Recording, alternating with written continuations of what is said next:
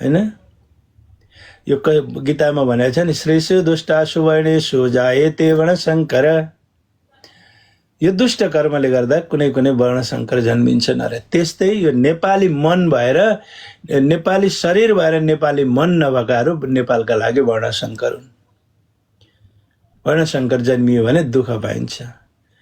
त्यो वर्णशङ्करले के गर्छ? श्रेषु दुष्टासु वर्णेषु जायते, श्रेषु दुष्टासु वर्णेषु जायते वर्णशङ्कर, शङ्करो नरकाचैव कुलज्ञानं कुलस्य च पतन्ति पितरो होस लुप्तै पिण्डदका क्रिया। यो वर्णशङ्कर जन्मियो भने आफ्ना पितृहरूले लुप्तै पिण्डदका क्रिया पनि सकिन्छ, पिण्ड पनि लुप्त हुन्छ, पाउँदैन। त्यस्तै नेपाल आमाले पिरमा जन्माएका हामी सन्ततिहरूले नेपाल आमालाई बिर्स्यौँ, मन नेपाली हुन सकेन भने हामी वर्णशङ्कर हो, आफैले छातीमा हात राखेर सम्झिए हुन्छ। नेपाल आमाको विरुद्धमा बोल्यौँ अथवा नेपाल आमामा रुँदै गरेका हामीले कसैलाई केही गर्न सकिनौँ भने हामी वर्णशङ्कर हौँ, म वर्णशङ्कर हौँ, नेपाली मेरो यो जन्ममा नेपाली भयो, अर्का जन्ममा के हुन्छु थाहा छैन भनेर आफै सम्झिए हुन्छ।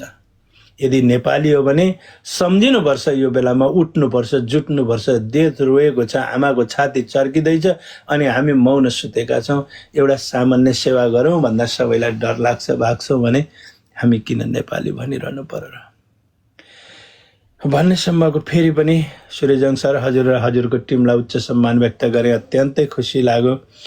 हामी पहिलोचोटि स्कुलमा गएका थियौँ र हाम्रो टिमको जो जानुभयो, कुलदाजु, भाउजू, विष्णु सर, बहिनी, बिनु बहिनी, मन्सी बाबु हाम्रो टिमबाट जानुभएको थियो।